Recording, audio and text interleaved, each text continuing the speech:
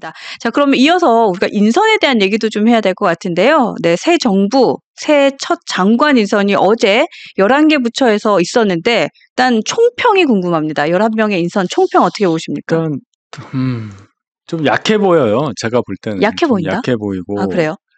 그다음에 왜 이제 이런 말씀을 드리냐면 농림부 장관을 유임을 시키고 그 농업 관련 4개 법안에 대해서 작년 말만 해도 뭐 농망법이라고 얘기했던 사람을 유임을 시켰다. 또 그랬죠. 그분은 유임이 되면서 이재명 정부의 어떤 국정 원칙에 적극 협조하겠다.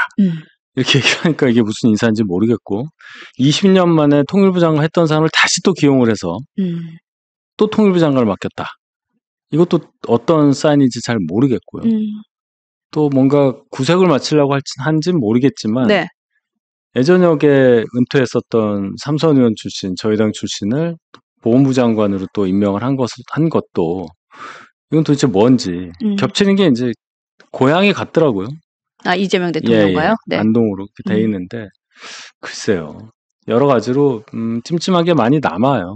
그러나 일단 뭐 더 얘기하자면 충분히 더 할 수 있어요. 뭐 고용노동부 장관을 민주노총 위원장 출신을 또 임명을 한 거 뭐 여러 가지가 있는데 생각이 있으니까 임명을 했겠죠. 그러니까 이제 이 내각이 어느 정도 시간이 흘러서 공과를 얘기할 수 있을 때 그때 얘기하는 게 저는 맞다고 봅니다. 일단 총평은 조금 약하다. 하지만 지켜볼 필요는 있다. 정도의 말씀으로 네. 제가 좀 정리를 하면 한 분 한 분 좀 제가 여쭤보고 싶어요. 일단 말씀하셨던 민노총 출신의 그 김영훈 이분이 고용 그 노동부 장관의 파격 발탁이 됐다 이런 얘기를 하는데 근데 이분 하면 이제 지난번 저희 방송에서도 이재명 대통령의 정부에 대해서 노란봉투법에 대한 염려를 좀 우려해 주신 적이 네. 있거든요. 그러면 이 김형훈 그 노동부 장관의 발탁은 노란봉투법이 조금 탄력을 받고 들어가지 않을까라는 생각도 드는데 이 부분은 어떻게 보세요? 그러니까 노란봉투법 탄력 뭐 받고 안 받고는 뭐 네. 민주당이 통과시키면 되는 거니까요. 이제 그 실행 과정에 있어서 정부의 압력이 훨씬 더 세게 다가오겠죠. 기업 입장에서는. 네네. 노동부 장관이 민주노총 위원장 출신이니까. 그 노란봉투법에 대해서 여러 번 말씀드렸지만 다른 게 아니고 불법 파업을 했을 경우에 노조원 개인에게 형사책을 묻기가 어렵다. 민사책을 묻기가 어렵다. 그렇기 때문에 나한테 책임을 묻기 어려우니까 더 극렬한 어떤 불법적인 파업이라든지 그런 것들이 시도될 가능성이 높다. 그리고 손해를 그 복구할 방법이 없으니까요. 네, 기업 네. 입장에서는 그냥 손해를 봐야 되잖아요. 이런 게 이제 문제인 건데 이재명 정부의 이제 색깔이 그대로 드러나는 거죠. 굉장히 우려스러운 상황이라고 봐요. 그래서 이제 보자는 거죠. 그래서 네. 어떻게 되는지를. 근데 어쨌든 저 말씀하신 대로 통과시키려면 통과시킬 수 있는 여당의 예. 힘이니까 네 얼마나 탄력을 받고 또 넘어갈지도 모르겠고 근데 지금 기업인들은 이 부분에 대해서 굉장히 좀 엄중하게 보더라고요. 그럼요. 네, 특히나 노조가 있는 기업이나 제조업들은 진짜 엄중하게 보고 있더라고요. 그럼요. 이 노사분규가 한번 이런 회사가 어떻게 되는지 잘 알 수 있는데 사측 입장에서는 회사 측 입장에서는 할 수 있는 게 그냥 직장 폐쇄밖에 없는 겁니다. 맞아요. 그냥 손해를 감수하면서 그냥 하는 건데 방법이 없죠. 저런 법이 통과가 됐을 경우에 그럼 회사가 이제 분규 때문에 불법적인 분규 때문에 물리적으로 손해를 많이 봤는데 네. 누구에게도 손해를 청구할 수가 없게 돼버리면 그 회사는 뭐 땅 파서 장사하는 거 아니잖아요. 그냥 계속 끌려다닐 수밖에 없는 분위기가 이런 만들어진 것 같아요. 일방적인 입장을 강요하는 법안을 지금 통과를 시키려고 하고 또 그것을 실제적으로 집행하고 감독할 사람이 민주노총 위원장 출신이다. 걱정을 안 할 수가 없는 거죠. 걱정은 안 할 수가 없다. 그러니까 진짜 기업들의 고민도 만만치 않습니다. 우리가 이번에 첫 민간 출신의 국방부의 안귀백 이분도 되게 얘기가 많아요. 근데 사실 이분은 방위병 출신이긴 한데 5선 국무위원으로서는 5선으로 국방 쪽에 좀 전문성은 있다라는 얘기는 들리더라고요. 근데 이게 계엄 이후에 처음으로 민간인 출신이 지금 군을 총사령관으로 앉게 되는 거 아니야라는 얘기도 들리는데 이 부분은 좀 어떻게 보시는지도 궁금합니다. 5.16 이후. 네. 그러니까 61년이잖아요. 그러면 64년 만에 이제 처음으로 군인이 아닌 사람이 네. 국방장관이 됐다 이제 이 얘기입니다. 그래서 뭐 이분이 방위병이냐 뭐냐 하는데 뭐 그게 큰 의미는 없는 것 같고요. 아, 그래요? 군인 출신이 아니니까 군인 뭐 현역병 했다고 해도 뭐 몇십 년 전에 뭐 했던 건데 뭐 작전을 한 것도 아니고 뭐 방위병이라고 하는 거는 그렇게 큰 포인트가 아닌 것 같고 이제 민간인이 했는데 이분이 국회의원 하면서 5선 하는 동안 그러니까 지금부터 아마 한 17년 정도로 국방위원회만 했다는 거죠. 그렇죠. 쭉 했으니까 네. 국방부의 어떤 행정이라든지 군정이라고 하죠. 그리고 또 인사들에 대해서도 17년이면 뭐 영관장교급 있을 때부터 지금 뭐 사성장군 될 때까지 다 지켜봤다는 거 아니에요. 네네. 그러니까 그런 면에서는 어떻게 보면 또 그럴 수도 있겠다는 생각이 듭니다. 이제 중요한 거는 네. 군사 작전이라든지 뭐 이런 부분에 대해서의 전문성이야 합참의장 위주로. 그러니까 그는 군 영권이 되겠죠. 근데 이건 이제 군 정이니까 그런 식으로 좀 분리해가는 과정이 아닌가.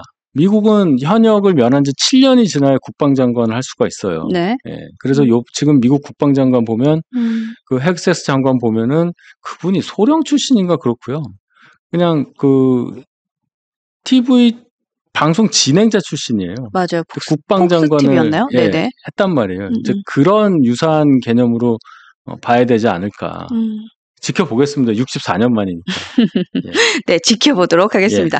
그 아까 말씀하셨던 이제 서두에 처음 말씀하셨던 그 장관 후보자 중에 한 명이 송미령 이분인데 이분이 지금 유임이잖아요. 네. 근데 안철수 의원은 사실 굉장히 큰 강도 높은 비판하더라고요. 그러니까 이분은 계엄을 방관한 국무위원이 아니냐. 네. 그러니까 스스로 좀 그만두고 내려와야 되는 거 아니냐 이런 얘기도 했고 또 네. 일각에서는 그래도 민주당이 통합과 협치를 보여주려고 하고 또 업무의 연관성을 좀 가져가려고 하는 인선이다 이런 평가도 있어요. 전 솔직히 이해를 못하겠어요. 이해를 못하겠다? 네, 그래요? 아니 그렇잖아요. 그 윤석열 정부에서 그 4가지 법안 민주당이 낸 거 안 된다고 농망법이라고까지 말한 분이 맞아요. 예. 정부 바뀌었는데 이제는 이재명 정부의 국정 철학에 맞춰서 일을 하겠다 하는 게 이게 맞나요? 근데 이재명 정부는 저분을 왜 그것도 모르겠어요. 네, 그게 그냥 저는 퀘스천이에요. 현 정부 지난 정부 인사를 그래도 한 명 정도는 가지고 간다. 그런 것에서 의미를 찾으려고 하는지는 모르겠습니다. 아니면 유력하게 검토했던 사람이 낙마할 수밖에 없는 상황이어서 사람은 못 찾아서 근데 그렇게는 안 보이거든요.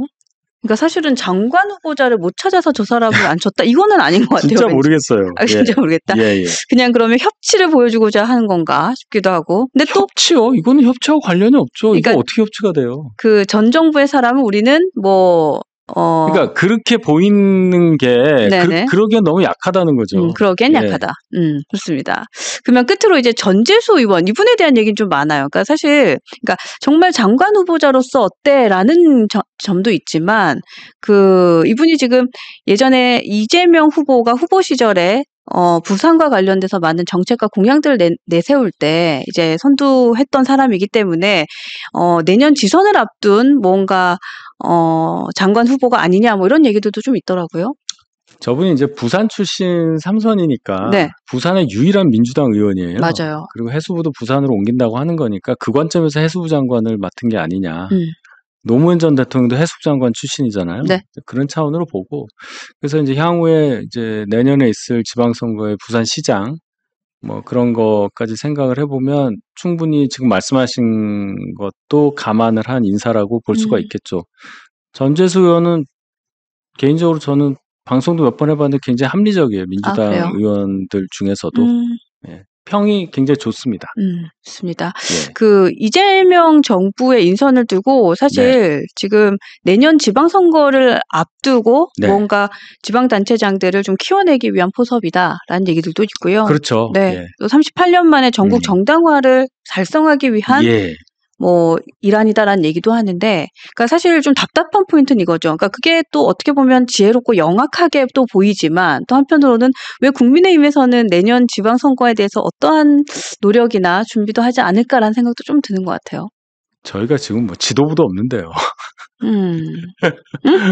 지금 그런 상황이 못 됩니다. 네.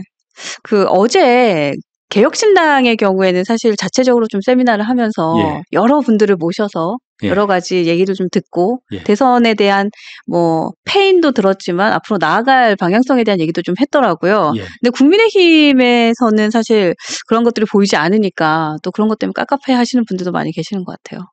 말씀드렸습니다. 네, 지도부가 지금 온전치가 않아서 그렇다.